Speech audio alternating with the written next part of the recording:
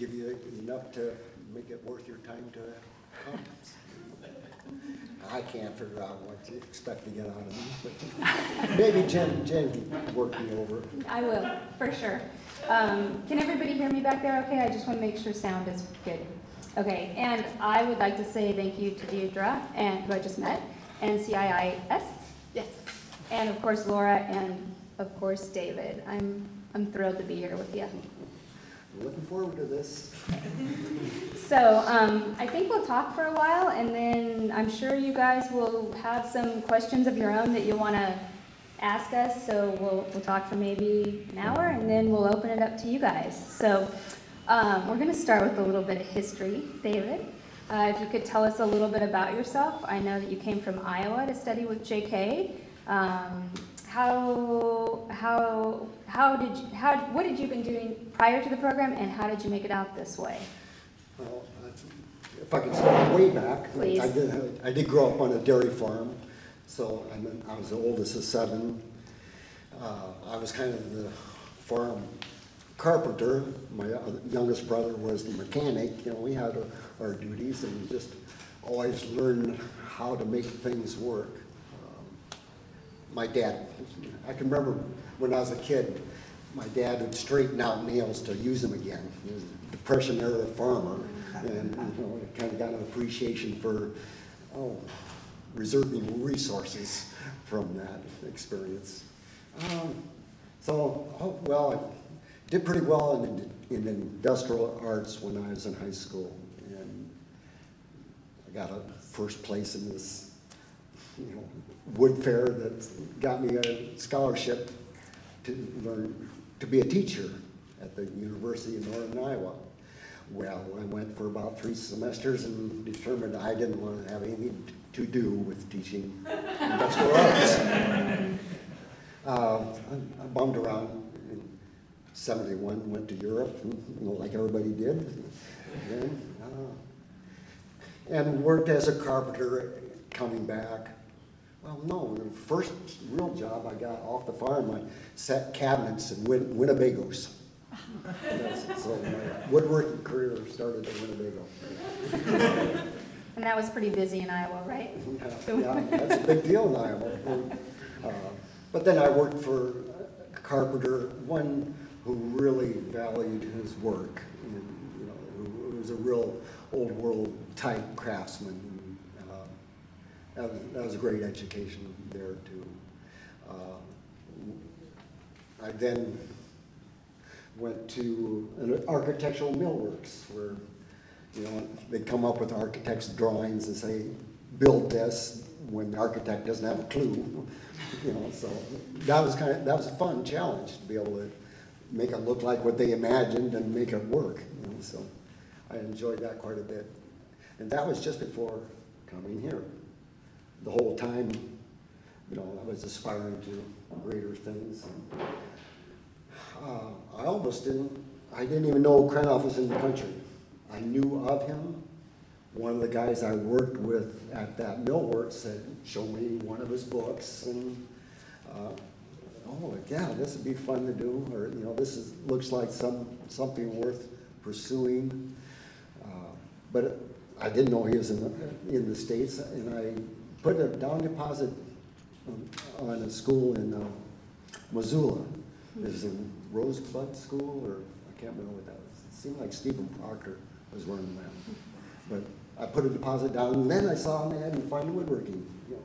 Here's Kranoff teaching in Fort Bragg. So I sent in the application, and I was just really fortunate. One of the instructors thought he saw something promising there.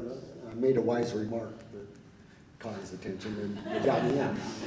Okay, you got to tell us what it was. Well, I can't remember. I can't remember. It was some reference to the Winnebagos and them being dinosaurs or something. I don't know. Awesome. Okay. So from straightening nails that your dad taught you to recycle nails. I think I learned to recycle blue tape at CR. That stuff is expensive. So what were you anticipating when you came came to College of the Redwoods? Oh, just to learn how to do things really nicely. No more than that. I guess I hope that it could be successful enough in doing that it could be a living.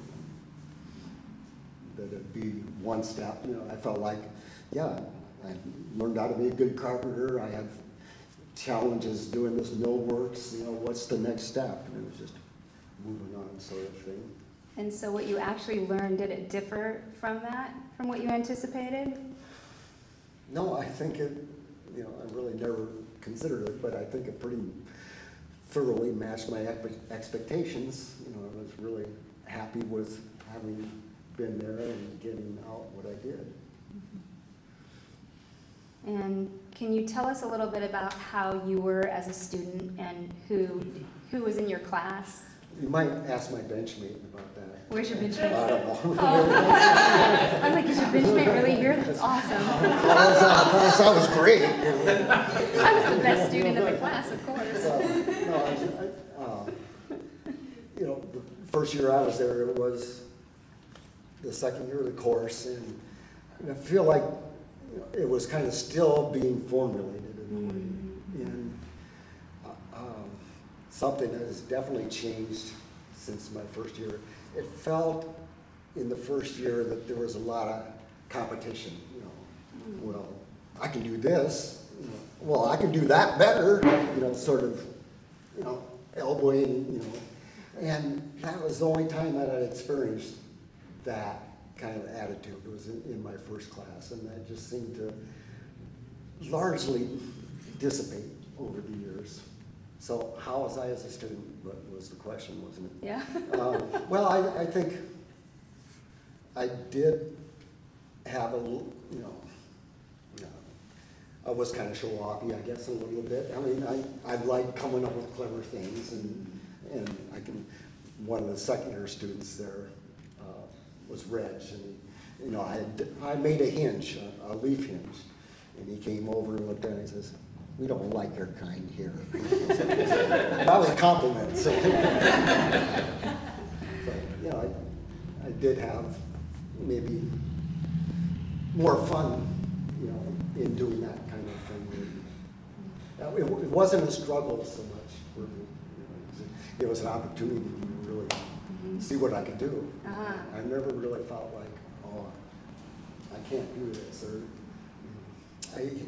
so many times with students' projects, they'll say, "This thing's kicking my butt," and I kind of wonder,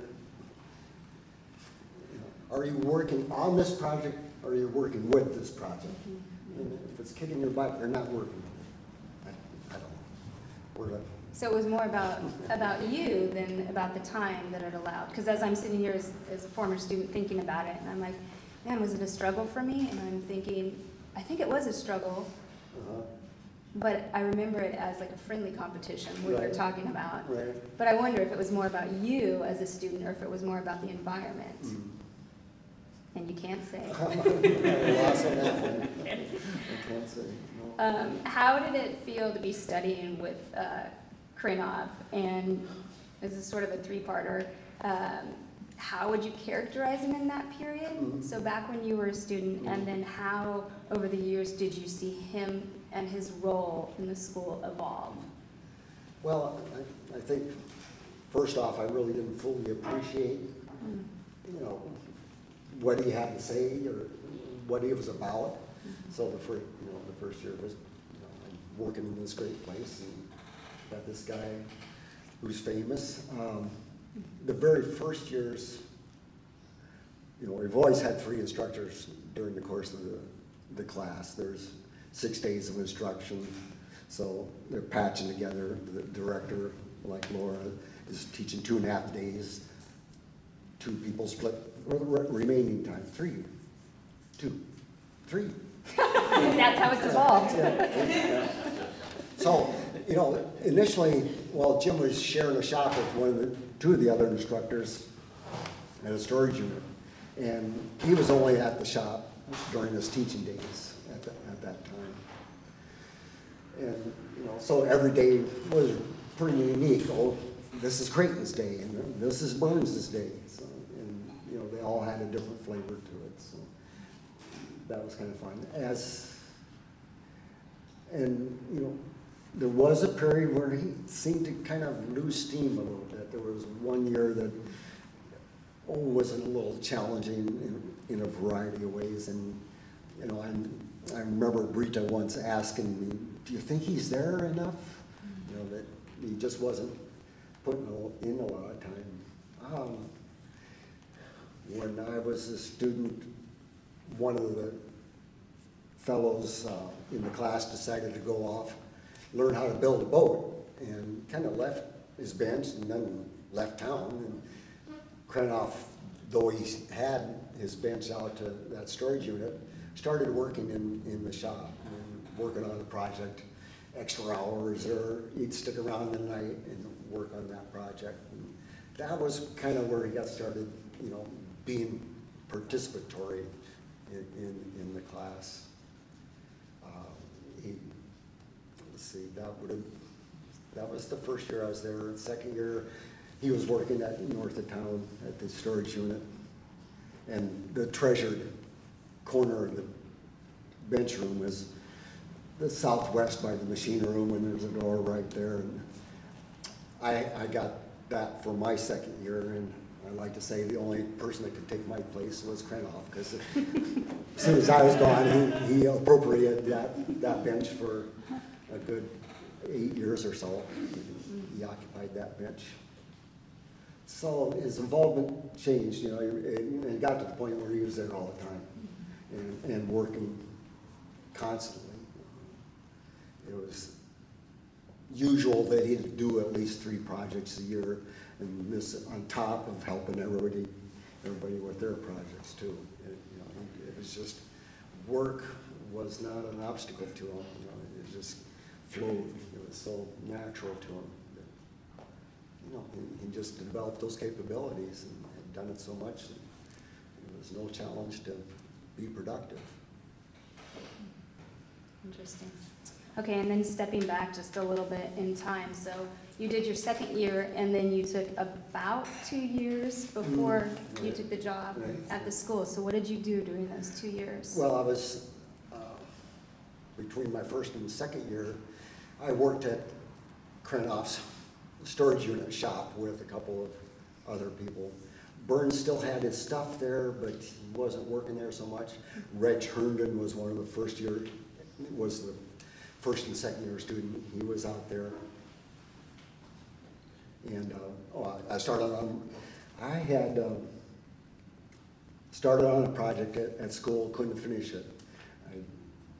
The first Quila in the shop came that year, and I cut it up and it was too wet to use, so I had to put that project aside.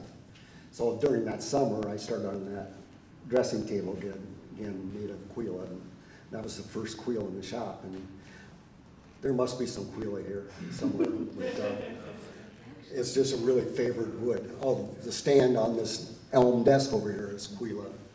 Just a wonderful wood. But guys had brought it in as flooring.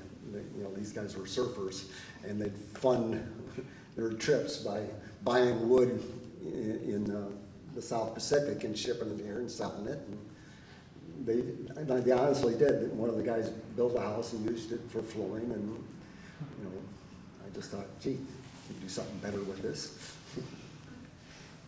What was the question? The question was, what did you do in those 2 years before the job? And would you continue, if you hadn't ended up in the position that you were in, do you think you would have continued in that vein? Is the Quila project done? Oh, yeah. Okay, good. Let's see. Well, I did go back after my second year to that shop and worked on a couple spec pieces. Clyde at the Highlight Gallery in Mendocino commissioned me to do a couple of pieces. You know, I had modest, apparently growing promises of success. So that kept me going. We were living in a very inexpensive house shack on the river that's sloping downhill. Were you married? Yeah, yeah, we came out here together. And Laura's been Thanks, Laura. support for all this time. And did you have the kids by then too? No, The boys came later. yeah. Okay. And so how did the CR job come about?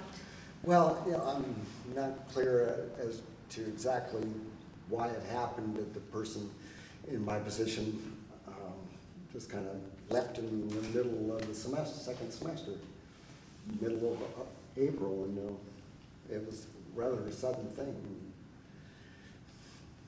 Just happened to be the right person at the right place at the right time. And, you know, they needed somebody and seemed to think I could do it. So you didn't even think twice? Right. This fellow that had the job was Michael DeHaven, and I really admired him. He was really clever at coming up with jigs to make unique things or organizing. He was a great organizer and very neat writing. And, I really admired the guy, and it was fun to be around too. So Michael took off and I jumped in. So what were your duties when you first took the job, if you can remember, and how did your role evolve? Yeah. I think I probably spent more time with students individually at that time because, as instructional support, prepare materials and just kind of hang out initially. But, it became evident that there had to be some sort of secretary, because we had teachers coming and going all week. There was never any one person there. And I guess, I guess I kind of fell into filling that role as being the person that you get a hold of when you have to find something out. It's an impossible question to ask you what you do, right? Well, like Laura listed, get the wood, and in a great part of the wood that I've gotten, I've never felt comfortable just ordering, send us 200 feet of some cherry. Initially came down to San Francisco at least once a year, and it would hit up Macbeth's and go over. Van Arsdale had some nice softwood. I loved they were good guys at Van Arsdale. And the cutting edge, was in Larkspur at the time. But, I'd look for wood and pick out what I thought would be a nice addition to the shop. Gilmer's in Portland was another place that I'd get wood. You go up there. But, gradually, too, developed relationships with people that I dealt with, and they know what we like, and I can say, send me 200 feet, and I'll be happy. And there's been local people bringing in woods too. We've gone through using a lot more local woods than would happen initially. That was something that developed over time. Nobody had any madrone or tan oak in the very early years. What do I do? Well, the photography, it was just a shame. Kranoff never really put much emphasis in photographing his work. Some of that work just disappeared as soon as he was done with it. When he was done with the piece, it was out of, he had a sketch for the next thing. He was ready to move. He didn't dwell on them the least. And, there were some that just went before the dust settled on them. That I don't know if they'd ever been documented because I sure never got a picture of them. But it just seemed to, again, there's something that needs to be done. Well, who's going to do that? So I started doing the photography, and I sure wish I knew then what I know now about photography, because there's some beautiful stuff that went by the boards that I don't have very good photos of. And, the website, one of our students at, in '97, there's this thing called World Wide Web. And, started working on that. And so that's another thing that, it's partly archival work in that sense too, you know, just a place to be able to display what we've accomplished at that place. Do you think that that's the archiving of the people? Like, I guess in my opinion, going through the program, you did do it all. Like Laura started talking about, you do it all. What do you think was your biggest contribution to the program? Is there one thing that stands out? No, I don't think there is. But I think, you know, just serving, I don't know. I've always liked to be helpful, you know, like to help people do what they wish to do, you know, help them accomplish what they wanted to. Mm-hmm. I think that was probably what kept me motivated. You know, how can I help? Yeah. Because technically you always say that you're not an instructor, but I think for anybody who's gone through the program, you're as much of an instructor to the students as anybody. Well, I do like, I think of instructors, you know, being more of a lecturer, and I'm more prone to say, well, if you move this and do that, you'd be good, and then walk away. You know? I don't tend to, you know, belabor a point. That's the best type of instructor. I love it. I think, No, keep going. I often think the long-winded are making up with volume what they lack in quality. That's nicely put. Really nicely put. So how have you seen the program change over the years? I guess, you know, part of it is charm, but it hasn't changed very much. Though, you know, I've been there all the time.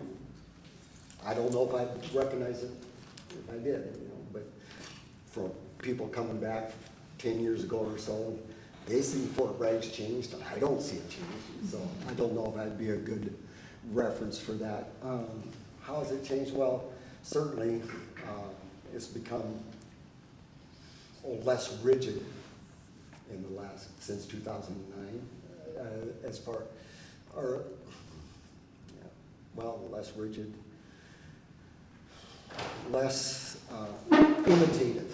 I'd say there's a little more freedom in what people attempt. So I think that's probably the biggest thing that's changed. And this kind of brings it, I'm kind of working backwards now, but so I'm thinking about like your influence on the program and how I saw you as much as of an instructor as anybody else. And then do you see that influence? Like you'd say something and then you'd walk away, which is really great. That you had the luxury to do that. Yeah, but then do you see luxury, all right. it's total, I mean it's a total luxury. But then do you see, Yeah.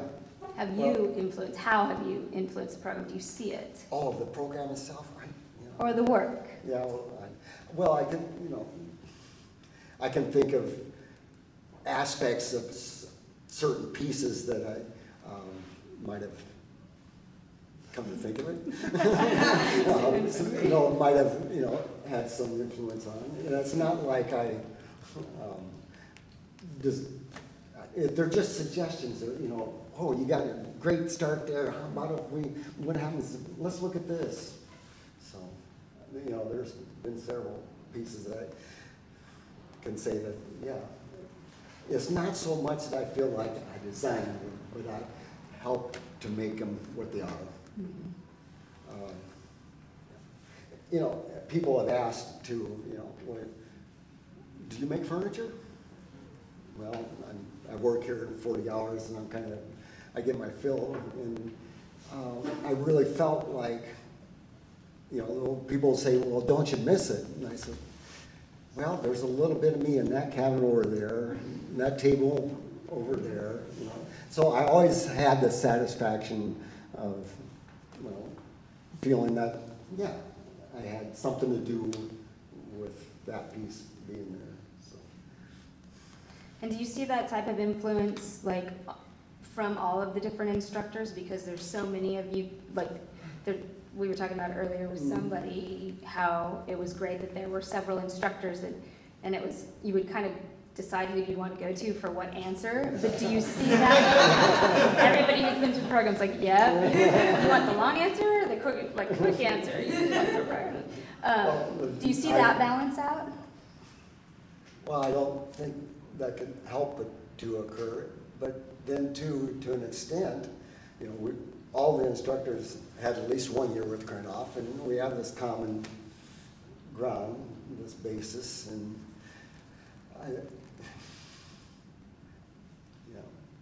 I think everybody would kind of start at that point, you know, so there'd be commonality, but yeah, I'm sure that you could pick out elements of different individuals in the pieces. And in what's attempted, you know, somebody will see a piece that Greg Smith did that was, you know, had this element and then pick it up and try to go with that. Mm-hmm. Yeah. Okay, this is sort of a loaded question. I was like, should I ask this? I'm going to ask it. So JK retired in 2001, sort of in bitter spirits, and with curses rather than blessings for the program. He'd been so instrumental in putting together. And I know we're sort of asking you to speak for him, but why do you think that was, that he parted like that?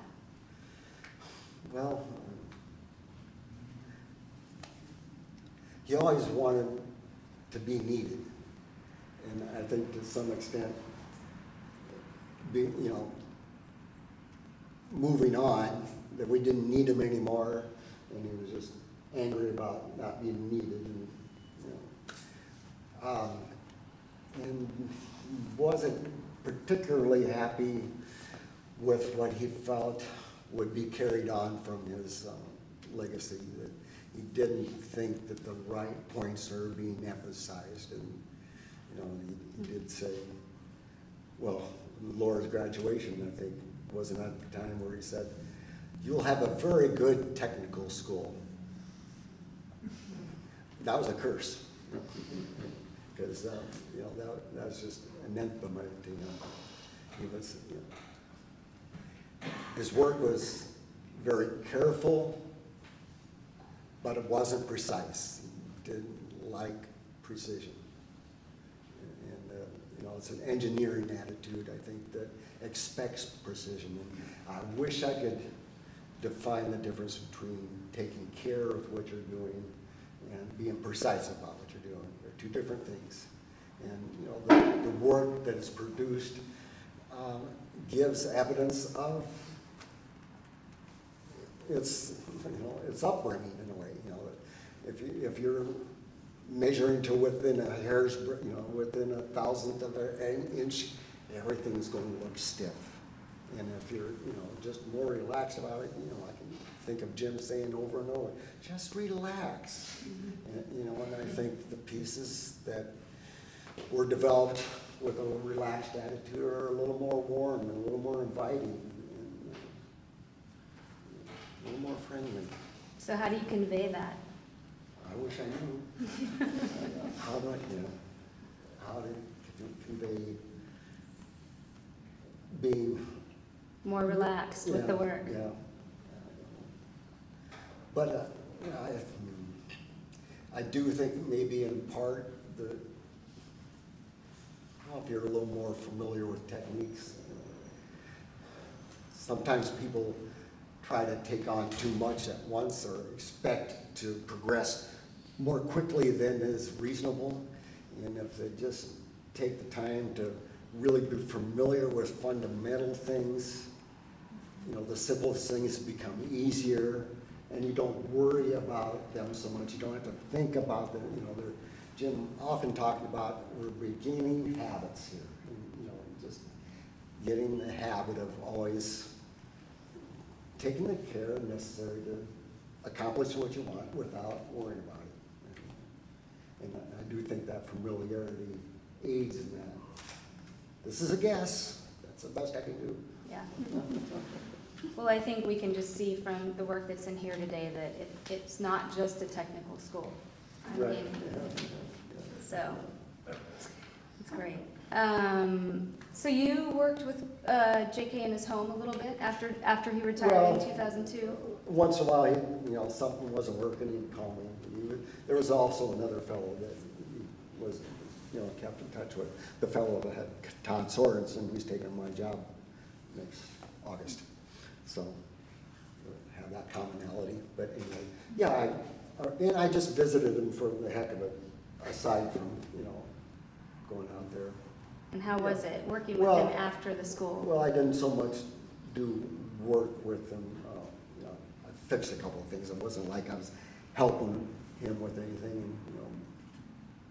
He never really quit being curious, and I can remember him saying that before he retired. That what kept him going was curiosity. It was always what happens if I try this? He never really locked into certain things. This cabinet against the wall over there was the last cabinet he did at CR, and those legs were of a type that he had not done before. I mean, he just never quit trying to do things, and that kept him going pretty well. He was still working at a shop for he did at least 3 or 4 projects after leaving CR at his home shop, and he was always, when you visited, he was always happy to show you what he was doing now, and even when he couldn't see well enough to finish those cabinets, he was making hand planes, and he says, well, would you look at this? I'm trying this now, and he had the bandsaw running, and he couldn't see any farther than this, but he's cutting these little cross pins, and I swear the only thing that kept him safe was that you could feel the breeze of the blade on his fingers. That's how close he was. But he could be cranky as could be, but he sure could turn on the charm too when he needed to. He was in those visits. He was always happy to see me.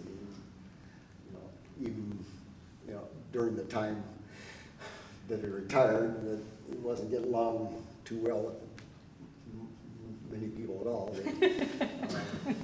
By the time I was passing, we were on fair terms. Happy about that. And how was his attitude towards the school? Did it evolve? Oh, I can't say. Well, yeah, it's a shame you haven't seen what Laura's done since having left it. No, he never came back, to the shop.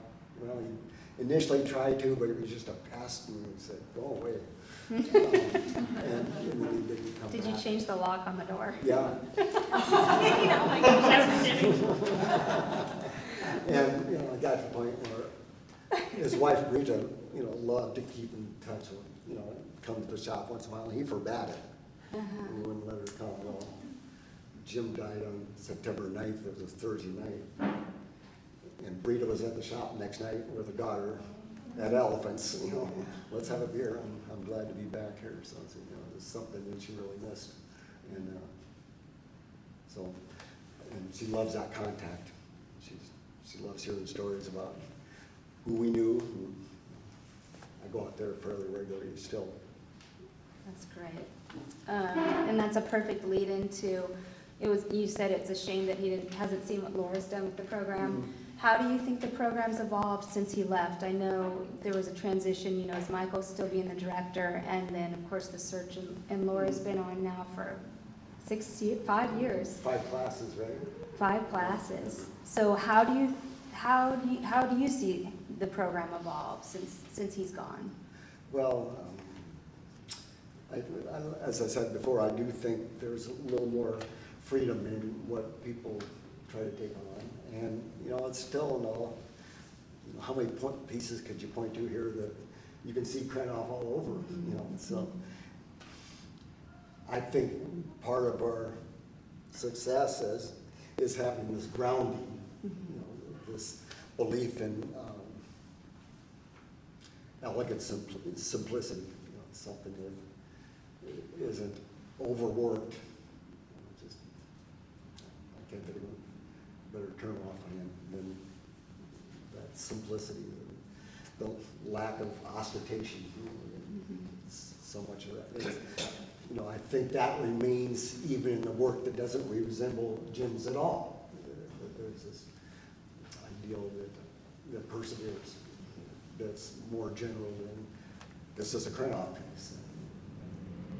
Good, simple work is always going to have an appeal. Mm-hmm. And so that's sort of the spirit of the school. And what do you think makes CR? Do you think that is what makes it stand out against other wood schools? Well, Yeah. I've been to a lot and I've taught at a lot, and there's just, Yeah. you just can't compare. Sorry to any of my other schools who are watching, but I just have a loyalty. I do. It is remarkable, I think, the sense of community that has developed, you know, both within a class and across the years. You know, that we get people, you know, we still get people from the very first year that come back on occasion, or, you know, any of the other years, and they say, it smells just the same. You know? And why there's that sense of community instead of a sense of competition, why that happens, I wish I could tell you. I don't know, but you know, people are working for a common goal in that they want to make beautiful things. So I do think that commonality is a strength, and you know why it seems so much a family. I don't know. I think maybe in part the continuity of staff. I mean, in the 30 years, Laura's probably the fourth replacement that's occurred. You know, we've gone through quite a stretch there of, you know, really keeping an identity. Mm-hmm. And you know, I kind of would have been concerned in losing JK that what's going to happen to us, but it seemed by that time we really had established an independent identity from just being the turnoff school. We were now at the College of the Redwoods. You know, that really stuck. I just feel like if you could bottle up the sense of community, which I'm sure most of you guys are CR grads, or maybe, or affiliated obviously somehow, but if you could bottle up that sense of community, we'd be rich. And I can't help but think that, you know, as we were discussing it earlier, like your role and everything, that you're just kind of the hub, that it's the glue, as Laura says, the hub that keeps it all together. And so moving forward, what do you hope for the program? Where do you see it going in the future? Well, I think it's wonderful that we get an opportunity like this to really showcase what we're doing. Wouldn't happen at another time, you know, what that's Laura's doing. So I'm really happy to see a little bit of expansion into the larger world, and being a bunch of monks up in the woods, just making ourselves happy, and that's about it. Where do I see it That's going? not so bad, though. Well, I just like to see it continue to be a touchstone for really nicely made, quiet furniture.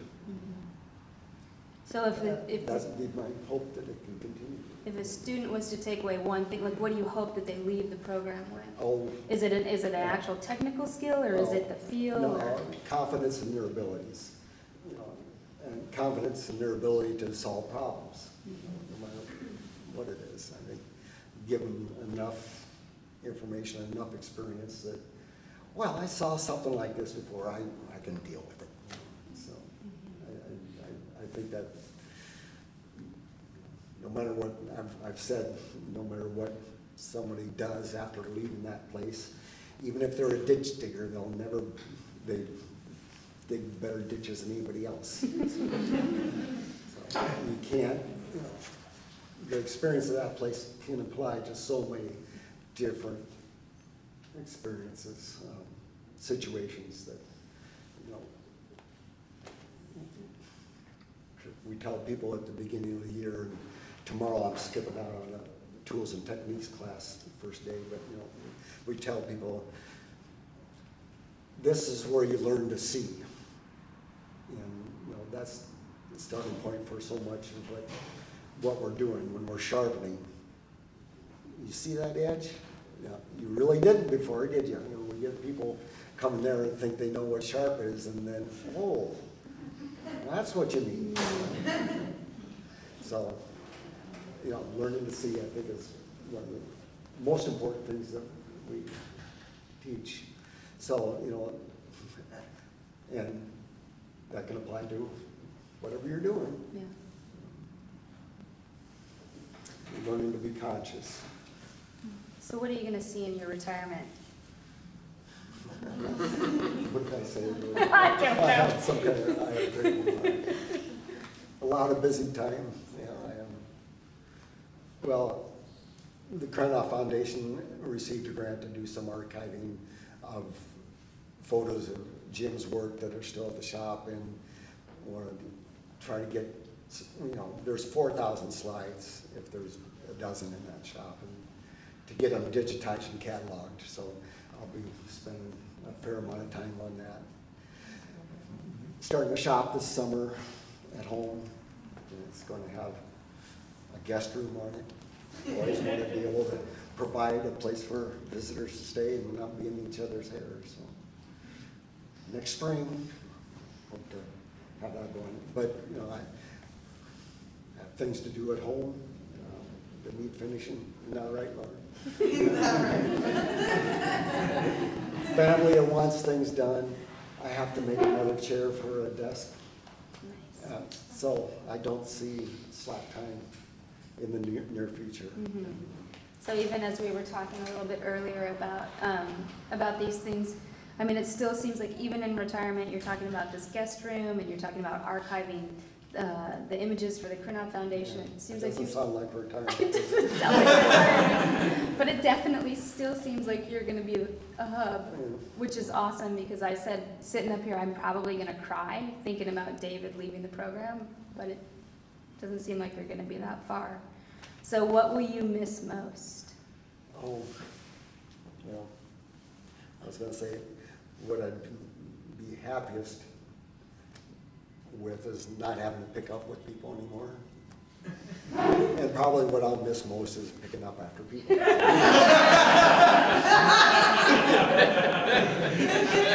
love it. The most recent class, I just hear laugh. But, you know, Oh, good. yeah, I will miss being able to know what so many great people from so many places. How do you keep it all straight? I mean, really, it's like your mind is just this index of years and people and places and faces. The older ones are easier to remember than 3 years ago. You know, it's just that. Huh. And that's what happens. I hear. But no, you know, gee, just having so much exposure, you know, they're calling before they apply. I see their names when they're, you know, I've had so much reinforcement with individuals on an individual basis. And it's pretty set, you know, pretty set. Yeah. I think that's probably why, because I've had so Constant. much, so much contact. Interesting. So I think I'd like to open it up for you guys because I think you're going to have some pretty interesting questions for David. If I can do that at this point, you guys okay with that? And so I know we've covered a lot. We actually have covered a lot. I feel like we covered a lot. But does anybody have any specific questions or history? Yeah. I had the opportunity to be there for a couple of years. And I remember Britta always periodically coming to his bench after school was over with. And how much influence did you see her in Krenoff's piece? Well, I couldn't say, but I know that he wanted to know she liked it. Yes, I mean, we heard that part, Yeah, but we didn't know what else was going on. Yeah, I couldn't tell you, I was never privy to that. Yeah, I couldn't tell you. But that's true. He, you know, as nasty as he could be at times, he never ceased to be grateful for Rita. You know, he was, you know, she was never recipient of that kind of behavior. He was valued her above all else. That's great. Other questions, you guys? I have a question, David, about just I think it was my first year. We had 7? See, I was my year and I can't remember. We have 7 women in the program my first year? Uh-huh. Or 6 Uh-huh. or 7? And that's an all-time high still? Yeah, that is still. Still an all-time high. I mean, this is like loaded and I'm not even sure what I'm asking. How do you think that adds to the environment? How do you think we get more diversity in woodworking? Like, you've seen a lot of people come through there. How does it change? Well, it does, it seems common that we have 4 or 5 women. There was only 1 year when there were none. And that was year alone. She said it was the worst year of all. And it was, right? well, it was among them. I think, you know, for starters, women are such a great civilizing influence, you know. But, too, I think, in some cases at least, they're less afraid to try something different because, you know, they haven't been trained, well, this is how you do that, and that's how you do that, and one follows the other, and, you know, that's the way it's done. Where you know, I guess, at least some women, you know, imagine what they want to end up with and then figure out a way to do it instead of working from the other way. You know.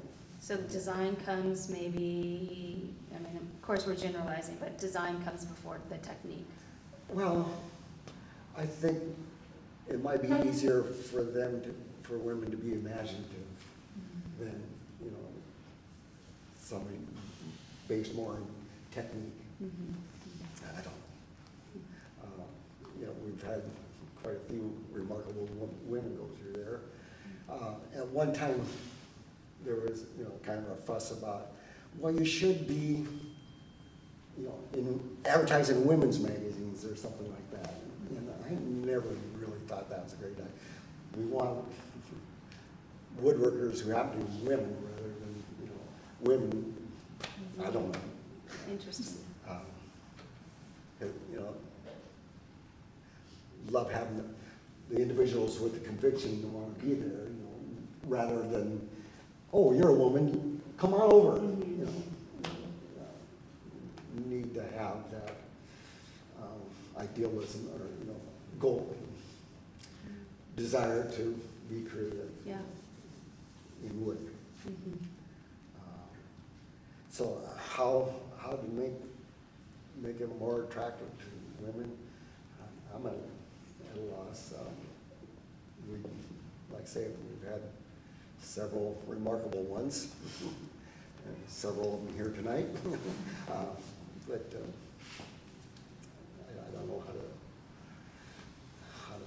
I to know. get more of that type. It's a challenge. You know, the number of really successful students we've had in general, you know, is pretty small.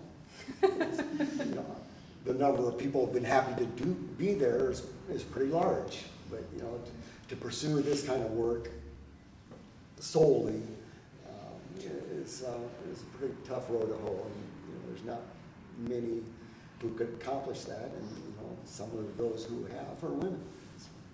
It's possible.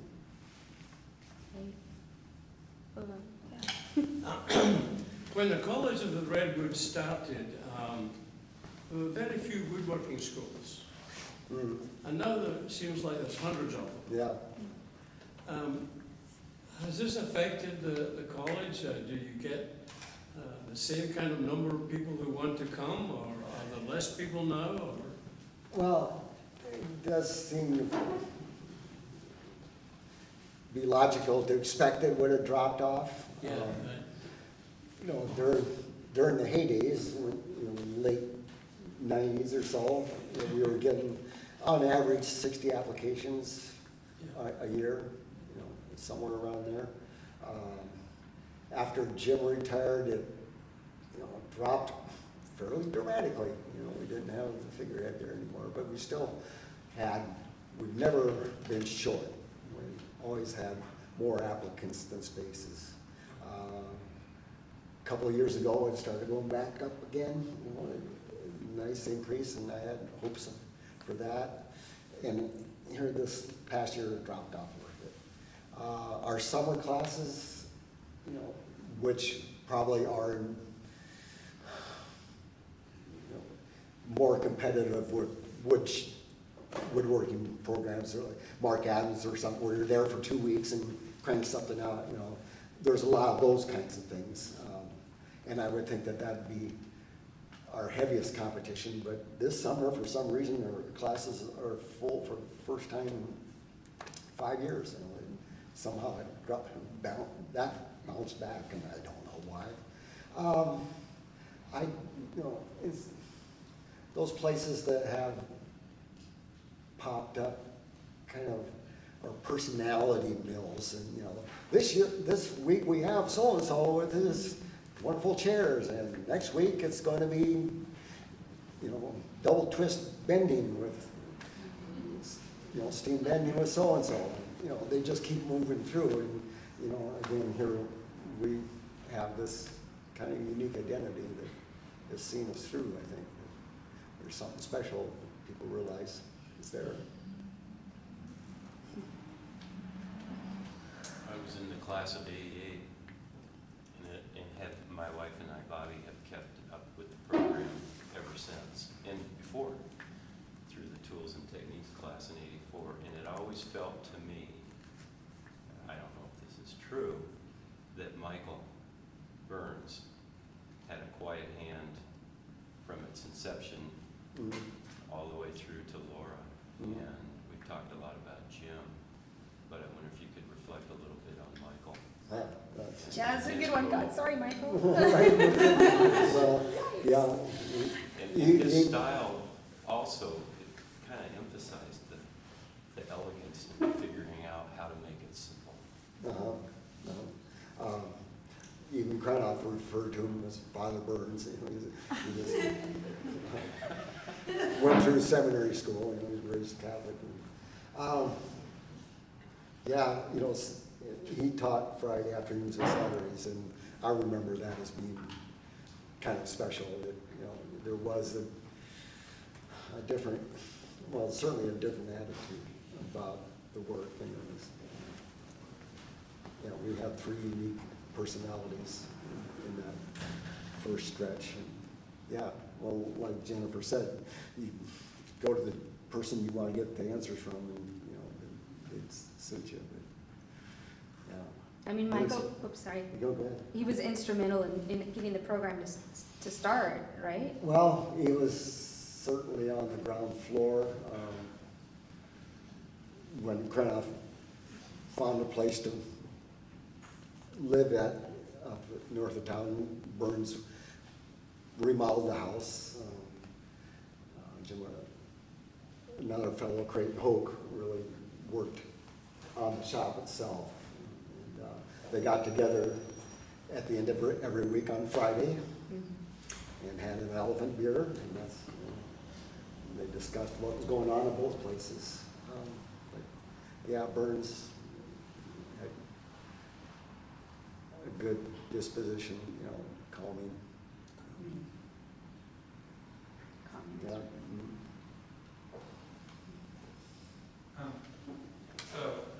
So you talked about this in the previous question a little bit, but just in reading, and I'm younger, but I've seen, it seems like there have been trends and waves over time, and CR's been around since the early '80s, and I wonder, if from your perspective, I know Fort Bragg is sort of out of place and out of time a little bit, but if you've seen- Brigadoon. What's that? Brigadoon. Yeah.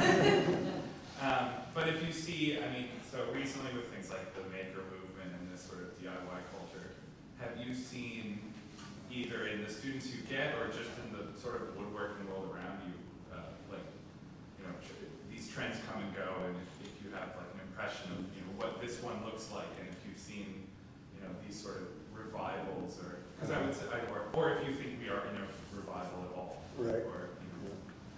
Well, Jen threatened to ask a question about technology coming in. Oh, yeah. Or something like that. And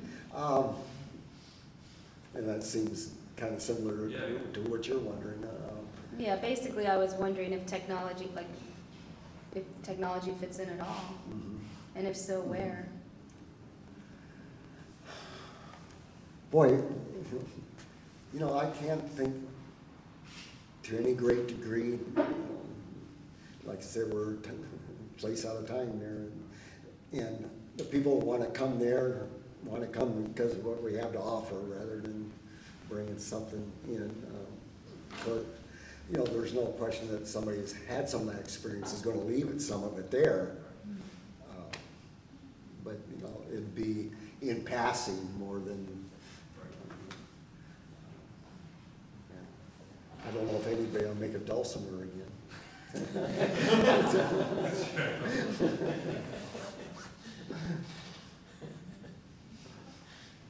Sorry. Brandon made the, Zither. zither, yeah, hammer, Zither. zither, you know. First one in the shop.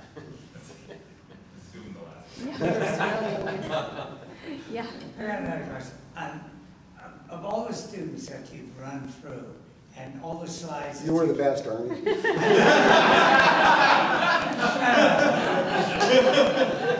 Who was the most influential of the pieces that were made, like 2 or 3, of the students that went way beyond in terms of their design, their piece, their, you know what I'm saying? Not the individual so much, but the pieces influenced in the way the program moved forward. Oh, you got a stumper there.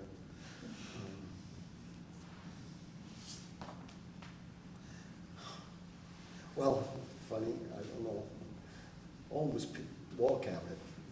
It was one of Jim's favorite pieces that he showed over and over. It's a simple, well, I don't know if it'd be something like that cabinet over in the corner, but it wasn't quite that tall, and it had a shelf on it, and you know, Jim showed that over and over, and people on more than one occasion have taken that as to be a starting point for something similar. So, you know, that, and, you know, that was one piece, I don't know, if you want to hear this, but he, you know, he really loved the spontaneity of it. And he says, yeah, the drawer really didn't fit all that great, but this thing had a lot of heart to it. And that is what's important to him, you know, that it showed evidence of the maker. It wasn't so rigid. So, you know, I'd have to say, right off the top of my head, that'd be one that, you know, had repeated, come back and forth, time again. Well, along with Barnsley chairs pop up once in a while, you know, Irish chairs. But those are more, you know, reproductions of an item more than an inspiration for something. And, yeah, boy, I'd really have to sit down with the slides and to answer that one. That's a good question, though. Is there an element that, you know, has shown up in different places? That'd be interesting. I couldn't tell you that now. Let's go. For those that come through and do have that spark, and you know they'll shine and to whatever measure have that success afterwards, could you put into words that quality of character that those people have? And is it something that, do you think you can like point it out or see it when See it people right away? start? Or Yeah. is it something that they develop over the time of being there? Oh. So you're asking, what is it that makes them makes that spark, or, Or do you feel after 30 years, can Yeah. you see it? Well- in people, or do they develop it through the program, or? Well, I think it is there before they get there, and we just might be able to help them develop it. And, yeah, you can see it, I can remember, you know, a couple of specific instances early on. I thought, oh, this person really got something, and it's been confirmed in a couple of instances. Yeah, Chief. Unlike many people in this room, I'm not a woodworker, but I'm an admirer of woodworking and woodworkers too. And my first experience with the College of the Redwoods came, I don't believe, David, it was when you were a student, but it came before then. And my wife and I visited a gallery where the college was, the woodworking school had on exhibit a table, and the whole place was filled with artwork, but there was a table. And I couldn't get my eyes off that table. It was for sale. And it turned out it had been done by a student who came up, and he lived out his VW during a summer there. It was a summer project. I own that table, and if you look at it, probably all the students here would look at it and say, boy, that took some inspiration. The second piece, also done by a student who happened to have been David Welter, sits in our dining room. And it's a beautiful, I'm gonna say Doug something, but the wrong Douglas. Anyway. Yeah, Doug Fir. Beautiful cabinet, Douglas fir. And if I'd been smart, I would have arranged for it to be here, because I think you would really enjoy seeing some of David's work as a student. Isn't that right? It was as a student. Yeah. We took a show down at Ghirardelli Square. And that's where you saw it. That's true, yes. And marvelous. We have several pieces that are done by either people at the college or graduates of the college, and they're admired every day. And these pieces are for sale, right?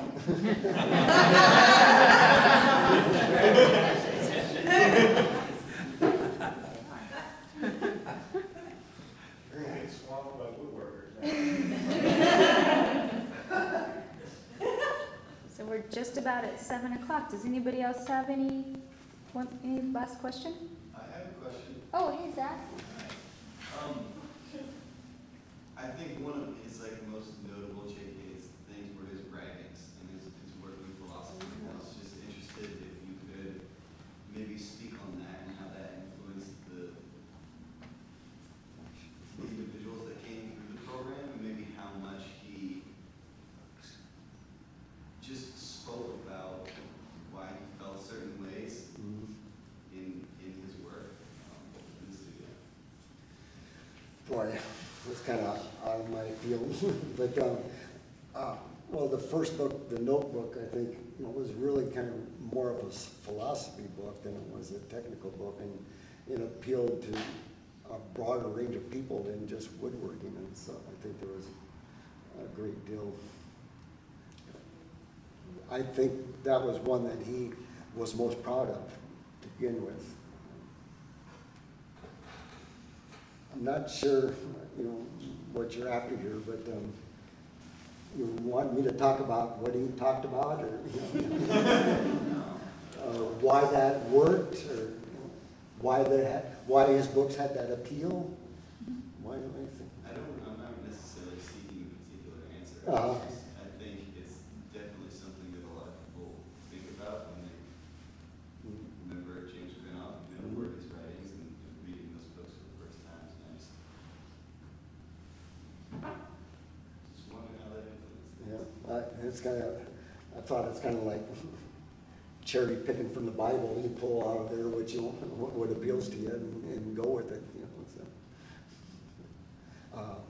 Yeah, it was so important to him having a relationship with your work. And I don't know if anybody really expressed that so clearly and so charmingly. I mean,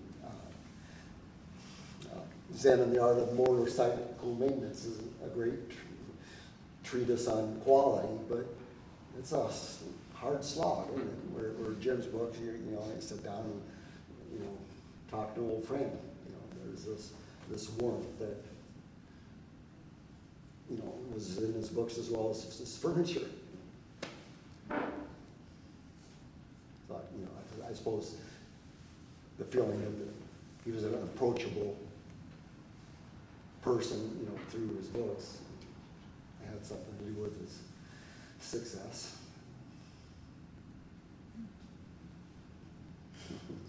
Is that an answer?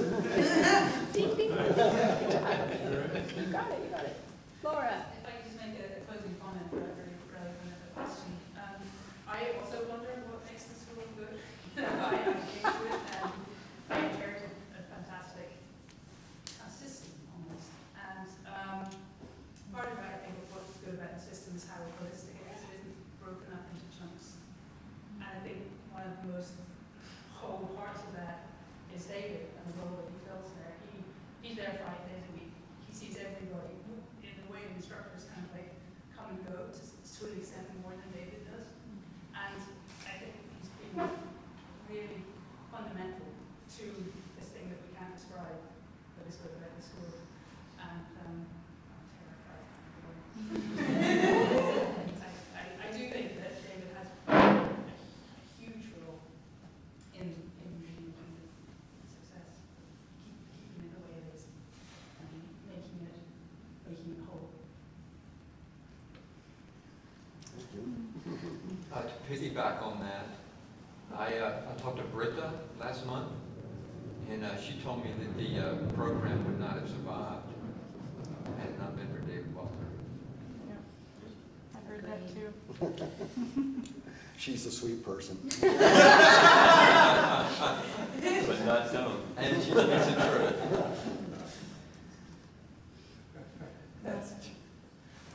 I think we can all agree with that. Thank you, everyone.